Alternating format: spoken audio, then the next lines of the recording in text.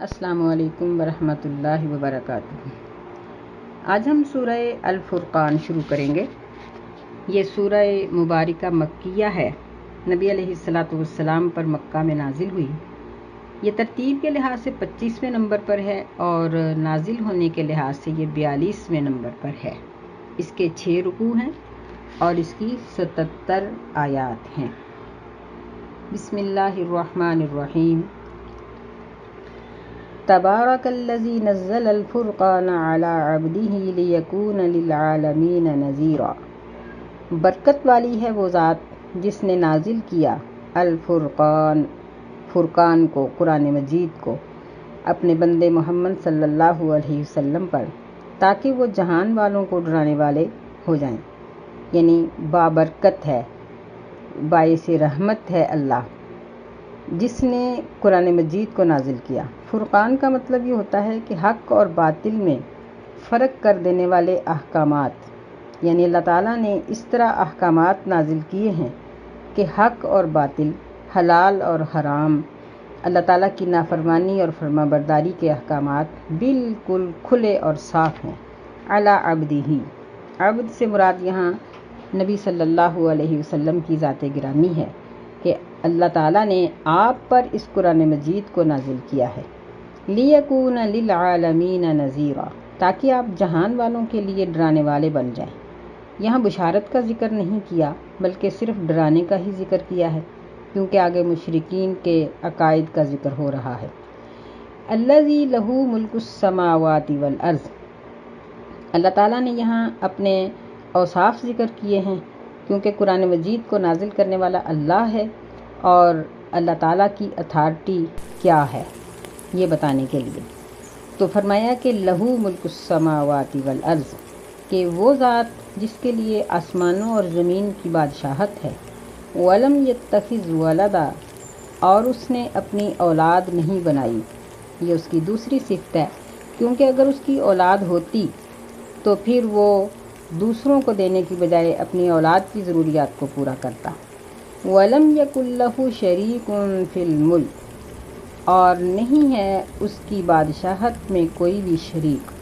یہ اس کی تیسری صفت ہے کہ اللہ تعالیٰ نے قرآن مجید میں فرمایا کہ نہ تو اللہ تعالیٰ کا کوئی ساتھی ہے، نہ اس کا کوئی مددگار ہے، نہ اس نے کسی سے مشورہ لیا ہے، اور نہ ہی اس کو اس کی بادشاہت میں کسی کا حصہ ہے۔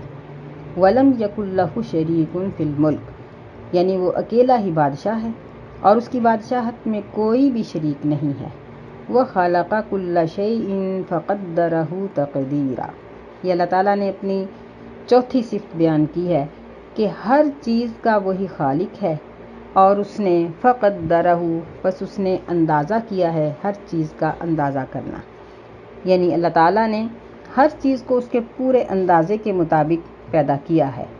جتنی خوراک چاہیے تھی، جتنا بارش کا پانی چاہیے تھا، جس طرح کی ہوائیں چاہیے تھیں، سورج کی جتنی روشنی چاہیے تھی، اللہ تعالیٰ نے زمین میں نہریں اور دریا رواں کیے اور خشکی کا اتنا حصہ بنایا جتنا انسانوں کے لیے ضروری تھا۔ وہ کھیت اتنے اگاتا ہے جتنے اس کو انسانوں کو ضرورت ہے۔ کوئی چیز بھی اس کے اندازے سے باہر نہیں۔ دوسرا یہ ہے کہ کوئی چیز بھی اس کی قدرت سے باہر نہیں، کہ وہ ایک کام نہیں کرنا چاہتا لیکن کوئی اور کر دیتا ہے، ایسا ممکن نہیں ہے، بلکہ ہر چیز اس کی قدرت میں ہے۔ یہ 4 وصف اللہ تعالیٰ نے اپنے اس طرح کے ذکر کیے ہیں جن کو مشرک بھی مانتے ہیں۔ اسی لیے اللہ نے ذکر کیے ہیں کہ جب یہ چاروں چیزیں مانتے ہو تو پھر اللہ تعالیٰ کے احکامات کی پیروی کیوں نہیں کرتے ہو۔ فرمایا وَاتَّخَذُوا مِن دُونِهِ آلِهَةً، اور انہوں نے بنا لیے ہیں اللہ تعالیٰ کے سوا معبود، لا يخلقون شيئا وهم يخلقون، جو نہیں پیدا کر سکتے کچھ بھی اور وہ تو خود پیدا کیے گئے ہیں۔ یعنی جو خود پیدا کیا گیا ہے وہ تو معبود نہیں ہو سکتا، کیونکہ وہ تو خود مخلوق ہے، اور جو خود مخلوق ہے وہ معبود کیسے ہو سکتا ہے، وہ عبادت کا حقدار کیسے ہو سکتا ہے، وہ الہ کیسے ہو سکتا ہے کہ اس کو اپنا الہ مان لیا جائے، یہ تو ممکن ہی نہیں۔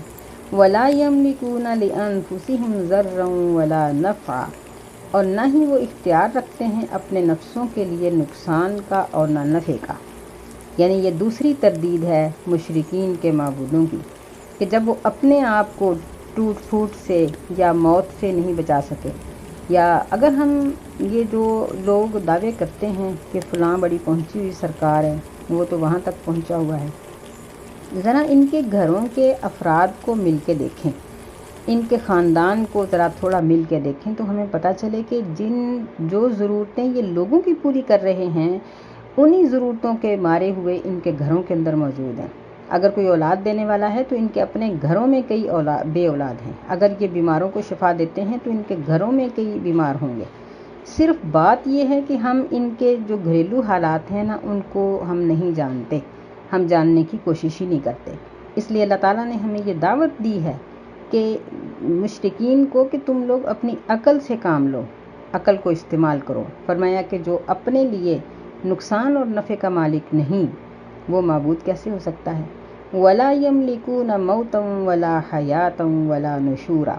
یہ تیسری تردید ہے کہ جو اپنی موت کا مالک نہیں، جو اپنی زندگی کا مالک نہیں، جو دوبارہ اٹھائے جانے کا مالک نہیں، یعنی کوئی کام بھی اس کی مرضی سے نہیں ہو رہا، تو وہ الہ کیسے ہو سکتا ہے، وہ معبود کیسے ہو سکتا ہے؟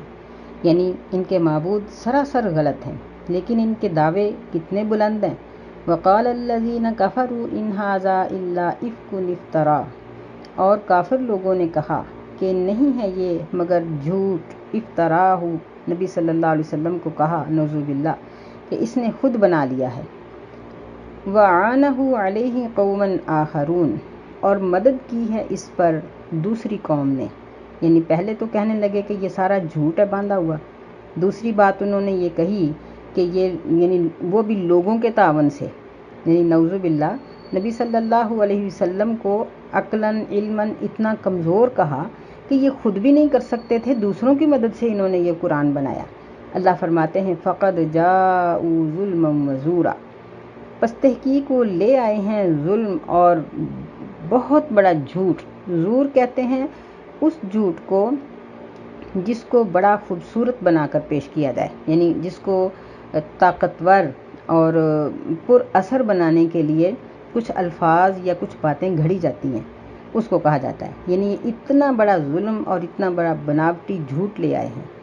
وَقَالُوا أَسَاطِيرُ الْأَوَّلِينَ اكْتَتَبَهَا، اور وہ کہنے لگے کہ اساطیر الاولین، یہ پہلے لوگوں کی کہانیاں ہیں جس کو اس نے لکھ لیا ہے۔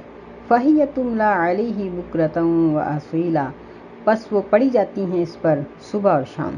یعنی قرآن مجید کو، چونکہ اس میں واقعات تو ہیں، قرآن مجید میں پہلی قوموں کے واقعات اللہ تعالیٰ نے بیان کیے ہوئے ہیں، لیکن انہوں نے اس کو پہلے لوگوں کی کہانیاں کہا، حالانکہ کہانی وہ ہوتی ہے جس کا یعنی خوبصورت اور اس کا جو دلچسپ پہلو ہے وہ نمایاں ہو۔ قرآن مجید میں تو کوئی ایسی بات ہی نہیں، لیکن سیدنا یوسف علیہ السلام کا واقعہ یہ قرآن مجید میں پورا ذکر کیا گیا ہے، اور ان کے بارے میں حدیث میں آتا ہے کہ یہ دنیا کا آدھا حسن اللہ تعالیٰ نے یوسف علیہ السلام کو دے رکھا تھا۔ لیکن سورۃ یوسف کو لفظ لفظ پڑھ کے دیکھ لیں، کسی لفظ میں ان کی صورت یا کسی اور چیز کا تذکرہ ہی نہیں۔ پھر اسی طرح ان کا بادشاہ بننا، جو بادشاہوں کی تقریبات ہوتی ہیں، یا ان کا آپس میں ماں باپ کے ساتھ ملاقات کرنا، پھر اس موقع پر جو ان کے جذبات ہوں گے، ان ساری چیزوں کا تو سرے سے تذکرہ ہی نہیں۔ اسی طرح ہر قوم کے ذکر کا اللہ تعالیٰ نے صرف عبرت کا پہلو ذکر کیا ہے، اور ان کے جو دوسرے مزین پہلو تھے ان کا تو قرآن میں کہیں ذکر ہی نہیں آتا، تو پھر یہ کہانیاں کیسے ہو گئیں؟ قُلْ أَنزَلَهُ الَّذِي يَعْلَمُ السِّرَّ فِي السَّمَاوَاتِ وَالْأَرْضِ، اللہ تعالیٰ نے اس کا جواب دیا، فرمایا کہ قل، اے نبی صلی اللہ علیہ وسلم کہہ دیجئے، اس کو نازل کیا ہے اس ذات نے جو جانتا ہے آسمانوں اور زمین کی چھپی ہوئی باتوں کو۔ إِنَّهُ كَانَ غَفُورًا رَحِيمًا، بے شک وہ بخشنے والا رحم کرنے والا ہے۔ یعنی دیکھیے کہ قرآن مجید نے جنین کے متعلق جس دور میں ذکر کیا کہ بچے کی تخلیق کن کن ذریعوں سے، یعنی کس طرح سے بچہ کن کن حالات سے گزر کے دنیا پہ آتا ہے، اس وقت تو سائنس کی اتنی ترقی ہی نہیں تھی، نہ الٹرا ساؤنڈ تھی، نہ کوئی ایکس رے تھا، نہ کوئی اور چیز تھی، لیکن قرآن نے اتنے 100 سال پہلے یہ ساری چیز بیان کر دی۔ اسی طرح سائنس کی فلکیات کے بارے میں بھی کوئی ترقی نہیں تھی، لیکن قرآن مجید میں فلکیات کے بارے میں ذکر ہے۔ ہمارے جو یعنی دور کے لوگ ہیں یہ تو آج سمندر میں کئی ہزار فٹ گہرائی تک جانے کے قابل ہوئے ہیں، لیکن اللہ تعالیٰ نے کئی سو سال پہلے سمندر کی گہرائیوں کا ذکر کیا تو فرمایا کہ قُلْ أَنزَلَهُ الَّذِي يَعْلَمُ السِّرَّ فِي السَّمَاوَاتِ وَالْأَرْضِ کہ اس قرآن کو اس ذات نے نازل کیا ہے جو آسمانوں اور زمین کی چھپی ہوئی باتوں کو جانتا ہے۔ إِنَّهُ كَانَ غَفُورًا رَحِيمًا بے شک وہ بخشنے والا رحم کرنے والا ہے، یعنی وہ انسانوں کے بھی سر کو جانتا ہے، لیکن بڑے بڑے پاپی اور بڑے بڑے گناہگار جب اس کے در پہ آ جاتے ہیں تو وہ ان کو بخش دیتا ہے۔ سبحان اللہ، وہ بہت ہی رحم کرنے والا ہے۔ وَقَالُوا مَا لِهَٰذَا الرَّسُولِ يَأْكُلُ الطَّعَامَ وَيَمْشِي فِي الْأَسْوَاقِ یعنی پھر ان کا ایک اعتراض یہ بھی تھا کہ وہ کہنے لگے کہ اس رسول کو کیا ہو گیا ہے کہ یہ کھانا کھاتا ہے، بازاروں میں چلتا پھرتا ہے۔ لولا انزل الیہ ملک اس کے اوپر فرشتہ کیوں نہیں اتارا گیا؟ فیکون معہ نذیرا پس وہ اس کے ساتھ مل کر لوگوں کو ڈراتا۔ یعنی ایک اعتراض ان کا یہ بھی تھا کہ یہ ہماری طرح کا کھاتا پیتا انسان یہ رسول کیسے بن گیا؟ اس پر تو فرشتہ اترنا چاہیے تھا جو اس کے ساتھ ساتھ لوگوں کو تبلیغ کرتا پھرتا۔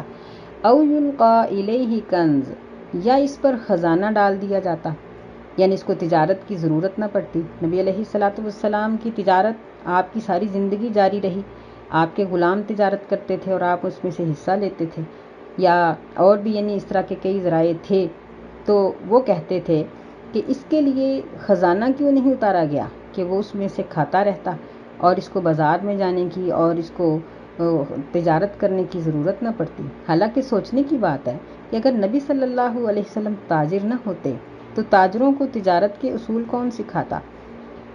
کہ آج بھی آپ دیکھیں کہ ترقی یافتہ ممالک یا مغربی ممالک جو ہیں، یورپ ممالک، ان میں ان کی تجارتی منڈیوں میں اگر کوئی اچھا اصول ہے تو وہ قرآن اور حدیث کا ہی ہے۔ تو پھر یہ اصول کون بتاتا؟ اگر آپ شوہر نہ ہوتے تو شوہروں کو ان کے حقوق اور ان کے اصول کون سکھاتا؟ بیویوں کو ان کے حقوق کون دلاتا؟ اگر آپ کسی کے بھائی نہ ہوتے، کسی کے بیٹے نہ ہوتے تو یہ سارے حقوق یہ کون سکھاتا؟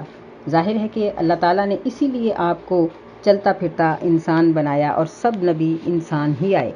اگر نبی انسانوں میں سے نہ ہوتے تو حلال حرام کون سکھاتا؟ بھوک کو برداشت کرنا کون سکھاتا؟ پھر سونے اور جاگنے کے طریقے کون سکھاتا؟ کہ فرشتوں کو تو نیند ہی نہیں آتی، ان کو تو بھوک ہی نہیں لگتی، ان کی تو نفسانی خواہشات ہی نہیں ہوتی، ان کے تو اولاد کے درد ہی نہیں ہوتے۔ اگر آپ کی اولادیں پیدا نہ ہوتی، اگر آپ کے بچے آپ کی زندگی میں فوت نہ ہوتے تو صبر کرنا کون سکھاتا؟ یہ سب کچھ اللہ تعالیٰ کی قدرت تھی، اسی لیے اللہ تعالیٰ نے آپ کو انسانوں میں سے چنا۔ پھر وہ یہ اعتراض کرتے تھے او تکون لہ جنت یاکل منہا یا اس کے لیے باغ ہو جس میں سے یہ کھائے، یعنی یا تو خزانہ ہو یا باغ ہو، کیونکہ مکہ میں رہتے ہوئے نبی علیہ الصلوۃ والسلام کے کوئی باغ کوئی چیز نہیں تھی، مدینہ میں آ کر تو اللہ نے آپ کو بہت کچھ دیا۔ وقال الظالمون ان تتبعون الا رجلا مسحورا اور ظالم لوگوں نے کہا کہ تم نہیں پیروی کرتے ہو مگر ایک جادو کیے گئے آدمی کی، نعوذ باللہ من ذالک۔ یعنی جب دیکھتے تھے کہ آپ کے پیروکار آپ کے اوپر اپنی جان نچھاور کرتے پھرتے ہیں تو پھر آپ کو جادوگر کہہ دیتے تھے کہ یہ جادو کے ذریعے لوگوں کو اپنے اوپر فریفتہ کر رہا ہے۔ اللہ نے فرمایا انظر دیکھو کیف ضربوا لک الامثال فضلوا فلا یستطیعون سبیلا کہ یہ تیرے لیے کس کس طرح کی مثالیں بیان کرتے ہیں۔ فضلوا پس یہ سب گمراہ ہیں، فلا یستطیعون سبیلا اور یہ راستے کی طاقت نہیں رکھتے، یعنی ان کو تو سیدھے راستے کا پتہ ہی نہیں کہ سیدھا راستہ کون سا ہے، ان کو تو اتنی سمجھ ہی نہیں ہے، اتنے یہ بیوقوف ہیں کہ یہ اپنے نفع اور نقصان کو ہی نہیں پہچانتے۔ تبارک الذی ان شاء جعل لک خیرا من ذلک جنات تجری من تحتها الانہار۔ اللہ تعالیٰ نے پھر ان کے اعتراضات کا جواب دیا، فرمایا کہ وہ ذات بابرکت ہے، اس کے پاس کسی خزانے کی کمی نہیں، اگر وہ چاہے جعل لک خیرا من ذلک بنا دے وہ تیرے لیے اس سے بھی بہتر باغات، کہ یہ تو جنت ان کہتے ہیں، اللہ آپ کو جنات عطا کر دے، بہت سے باغ دے دے کہ چلتی ہوں اس کے نیچے سے نہریں، وَيَجْعَلْ لَكَ قُصُورًا اور وہ بنا دے آپ کے لیے محلات۔ بل کذبوا بالساعہ، بلکہ اصل بات یہ ہے کہ یہ لوگ قیامت کو جھٹلانے والے ہیں۔ وَأَعْتَدْنَا لِمَنْ كَذَّبَ بِالسَّاعَةِ سَعِيرًا، اور ہم نے اس شخص کے لیے جو قیامت کو جھٹلا دے، ایسے شخص کے لیے ہم نے جلنے والا عذاب بنا رکھا ہے کہ یہ اپنے کیے کو بھگتیں گے۔ یہ ایسا نہیں ہو سکتا کہ ان کے جرائم کی ان کو سزا نہ ملے۔ اذا رأتهم من مکان بعید سمعوا لها تغیظا وزفیرا، کس طرح کا جہنم کہ جب جہنم ان کو دیکھے گا، استغفر اللہ، من مکان بعید، دور کی جگہ سے، سمعوا لها، مجرم سنیں گے، تغیظا وزفیرا، اس کے چنگھاڑنے اور چلانے کی آوازیں، یعنی جس طرح شیر اپنے شکار کو دیکھ کے دھاڑتا ہے، اس طرح قیامت والے دن جہنم جہنمیوں کو دیکھ کر دھاڑے گا اور ان کو آوازیں دے گا۔ ایک حدیث میں آتا ہے کہ جہنم سے ایک ایسی گردن نکلے گی جس کو اللہ تعالیٰ نے چند مخصوص لوگوں کو اٹھانے کا حکم دیا ہوگا، تو وہ میدان حشر سے اپنے مجرموں کو اس طرح سے چن لے گی جیسا مٹی میں ملے ہوئے دانوں کو مرغی چن لیتی ہے، اور وہ اٹھا کر جہنم اپنے اندر لے جائے گی۔ اللہ تعالیٰ ہمیں محفوظ رکھے۔ وَإِذَا أُلْقُوا مِنْهَا مَكَانًا ضَيِّقًا مُقَرَّنِينَ دَعُوا هُنَالِكَ ثُبُورًا، اور جب وہ ڈالے جائیں گے اس میں تنگ جگہ پر، جکڑے ہوئے، مقرنین جکڑے ہوئے، تو وہاں وہ پکاریں گے ثبورا، ہلاکت کو۔ یعنی حالانکہ جہنم اس قدر وسیع ہے کہ نبی صلی اللہ علیہ وسلم نے فرمایا کہ جہنم کی 70 لگامیں ہیں، 70,000 لگامیں ہوں گی، اور ہر لگام کو 70,000 فرشتے نے تھاما ہوا ہوگا۔ دیکھیں کہ کروڑوں تک فرشتوں کی تعداد پہنچتی ہے، حالانکہ فرشتوں کی طاقت اتنی ہے کہ فرشتے تو ایک چیخ سے پوری بستی کو ہلاک کر دیتے ہیں۔ اتنے فرشتے اس کو کھینچ کر میدان حشر میں لائیں گے، لیکن وہ مجرم کے لیے اتنی تنگ ہوگی کہ حدیث میں آتا ہے کہ جس طرح دیوار میں ٹھونکا ہوا کیل، اس طرح مجرم کو ایک عذاب یہ دیا جائے گا کہ اس کے رہنے کی جگہ انتہائی تنگ ہوگی، جہاں وہ ہل بھی نہیں سکے گا۔ پھر وہ کہے گا کہ ہائے ہلاکت، لا تدعوا اليوم ثبورا واحدا وادعوا ثبورا کثیرا، تم آج کے دن ایک قسم کی ہلاکت کو نہ پکارو بلکہ بہت سی ہلاکتوں کو پکارو، یعنی یہاں تمہارے لیے ہلاکت ہی ہلاکت ہے۔ پھر اللہ تعالیٰ فرماتے ہیں قُلْ أَذَلِكَ خَيْرٌ أَمْ جَنَّةُ الْخُلْدِ الَّتِي وُعِدَ الْمُتَّقُونَ، کہ ان لوگوں سے پوچھو کیا یہ عذاب بہتر ہیں یا وہ جنت بہتر ہے جو ہمیشہ کی ہے، جس کا متقین کو وعدہ دیا گیا ہے، یعنی جس میں پرہیزگاروں کے سوا برے لوگ داخل نہیں کیے جائیں گے۔ كَانَتْ لَهُمْ جَزَاءً وَمَصِيرًا، وہ ان کے لیے بدلے کی جگہ ہوگی اور لوٹ کر جانے کی جگہ ہوگی، یعنی جنت اپنے اعمال کے مطابق ملے گی۔ اگر کسی کی نیکیاں زیادہ ہیں تو اس کی جنت بھی بڑی ہے، اگر تھوڑی ہیں تو جنت بھی چھوٹی ہے۔ جس طرح دنیا میں جس کے پاس مال ہے اس کے پاس سب کچھ ہے، مال تھوڑا ہے تو آسائش کم ہے، مال زیادہ ہے تو ہر قسم کی آسائش موجود ہے۔ تو جنت انسان کی نیکیوں کے مطابق اس کو دی جائے گی۔ لَهُمْ فِيهَا مَا يَشَاءُونَ خَالِدِينَ، ان کے لیے اس جنت میں جو چاہیں گے ہمیشہ رہنے والے، یعنی اگر کوئی شوخی پسند ہے تو شوخ چیزیں، کچھ سنجیدہ مزاج کا ہے تو سنجیدہ قسم کی چیزیں، کسی کو بڑے شوخ کلر پسند ہیں، کسی کو بڑے سادہ رنگ پسند ہیں، جو انسان چاہے گا وہاں اس کی مرضی کے مطابق اور پھر ہمیشہ کے لیے۔ کان علی ربک وعدا مسئولا، یہ تیرے رب کے اوپر ایسا وعدہ ہے جس کے بارے میں پوچھا جا سکتا ہے، سوال کیا گیا، یعنی اگر اللہ وعدہ نہ پورا کرے تو اللہ سے پوچھا جا سکتا ہے کہ کیوں پورا نہیں ہوا۔ مطلب یہ ہے کہ اللہ تعالیٰ اپنے وعدے کو کبھی بھی خلاف نہیں کرے گا، اس کی شان کے مطابق یہ چیز نہیں ہے کہ وہ بندوں سے کیے ہوئے وعدے کو خلاف کرے۔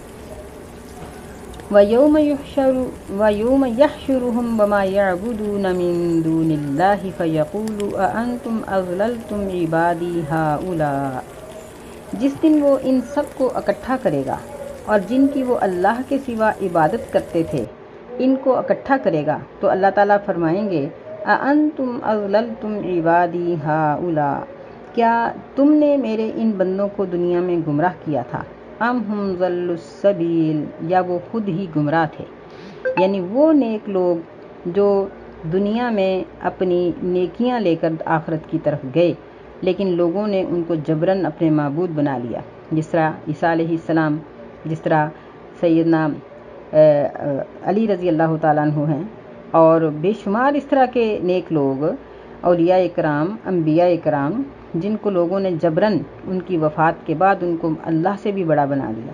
اللہ تعالیٰ ان سے پوچھیں گے کہ کیا تم نے میرے بندوں کو گمراہ کیا تھا؟ کیا تم ان کو یہ بات کہہ کے آئے تھے کہ تم اس طرح سے کر لینا؟ تو وہ آگے سے جواب دیں گے، قالوا سبحانک ما کان ینبغی لنا ان نتخذ من دونک من اولیاء۔ وہ کہیں گے کہ اے اللہ تو پاک ہے، ما کان ینبغی لنا، ہمارے یہ لائق نہیں تھا کہ ہم تیرے سوا کسی اور کو معبود بنا لیتے، من اولیاء۔ تو معبودوں کے اوپر، جھوٹے معبودوں پر اولیاء کا لفظ قرآن مجید میں بولا جاتا ہے، یعنی جس کا مفہوم یہ ہے کہ کسی کی عبادت ہمیشہ محبت کے ساتھ ہی کی جاتی ہے، اگر محبت نہ ہو تو اطاعت ناممکن ہوتی ہے۔ تو اس لیے اللہ تعالیٰ نے یہ نہیں کہا کہ ان کے معبود، بلکہ اولیاء کا لفظ ہی استعمال کیا ہے۔ تو یہ نیک لوگ کہیں گے کہ اللہ ہمارے تو لائق نہیں تھا کہ ہم تجھے چھوڑ کے دوسروں کو اپنے اولیاء بناتے، وَلَٰكِن مَّتَّعْتَهُمْ وَآبَاءَهُمْ حَتَّىٰ نَسُوا الذِّكْرَ وَكَانُوا قَوْمًا بُورًا، اور لیکن تو نے ان کو اور ان کے آباء کو فائدہ دیا، یعنی ان کو زندگی عطا کی، مال و متاع عطا کیا، جو کچھ اللہ تعالیٰ نے سارے انسانوں کو دیا ان کو بھی دیا، حَتَّىٰ نَسُوا الذِّكْرَ، یہاں تک کہ یہ تیرے یاد کو بھول ہی گئے، اور وَكَانُوا قَوْمًا بُورًا، اور یہ ایسی قوم تھی جو ہلاک ہو جانے والی تھی، یعنی یہ اپنے شرک میں، اپنے گناہ میں پھنس گئے اور ہلاک ہو گئے، اور یہ جہنم کا ایندھن بن گئے۔ اللہ تعالیٰ پھر ان کو آگے سے جواب دیں گے، فَقَدْ كَذَّبُوكُمْ بِمَا تَقُولُونَ، پس تحقیق انہوں نے تمہیں جھٹلا دیا جو تم کہتے تھے، فَمَا تَسْتَطِيعُونَ صَرْفًا وَلَا نَصْرًا، پس تم نہیں طاقت رکھتے ہو عذاب کو پھیرنے کی اور نہ مدد کرنے کی۔ یعنی نیک لوگوں کو اللہ تعالیٰ فرمائیں گے کہ تم ان کو جو واعظ و نصیحت کرتے رہے تھے، جس طرح قوم نوح کا آتا ہے کہ وہ 5 ان کے جو اکابر تھے جو ان کو واعظ و نصیحت کرتے تھے، ان کی وفات کے بعد انہوں نے انہی کے بت بنائے اور انہی کی وہ پوجا کرتے رہے، اور ان کے وہ اتنے بڑے معبود تھے کہ وہ عرصہ دراز تک چلتے رہے۔ ممکن ہے کہ آج بھی مشرکین میں ان کے نام موجود ہوں۔ تو اللہ تعالیٰ فرمائیں گے کہ تم ان کو جو کچھ کہہ کے آئے تھے انہوں نے تمہیں جھٹلا دیا، فَمَا تَسْتَطِيعُونَ صَرْفًا وَلَا نَصْرًا، پس تم نہیں طاقت رکھتے ہو ان سے پھیرنے کی اور نہ مدد کرنے کی، یعنی دنیا کی زندگی میں بھی تم ان کو نہ روک سکے، یا پھر مطلب یہ ہے کہ اب جب ان مشرکین کو عذاب دیا جائے گا تو تم ان کو بچا نہیں سکو گے اور ان کی کسی قسم کی بھی مدد نہیں کر سکو گے۔ وَمَن يَظْلِم مِّنكُمْ نُذِقْهُ عَذَابًا كَبِيرًا، اور جو کوئی تم میں سے ظلم کرے گا ہم اس کو بہت بڑا عذاب چکھائیں گے۔ یعنی ظلم کا لفظ زیادہ تر شرک پہ بولا جاتا ہے، اور شرک کے بعد ہر گناہ پہ۔ نبی علیہ السلام نے فرمایا الظلم ظلمات یوم القیامہ، کہ دنیا کے کیے ہوئے گناہ قیامت کے دن بڑے بڑے اندھیروں کا سبب بن جائیں گے۔ تو یہ جو بڑے بڑے گناہ لے کے، ظلم لے کے اللہ کے پاس آئیں گے، اللہ فرماتے ہیں کہ ہم ان کو بہت سخت قسم کا عذاب چکھائیں گے۔ اللہ ہمیں محفوظ رکھے اور ہمیں نیکی کرنے کی توفیق دے، اور شرک سے، ہر قسم کے شرک سے بچنے کی توفیق عطا فرمائے۔ آمین۔ السلام علیکم ورحمۃ اللہ وبرکاتہ۔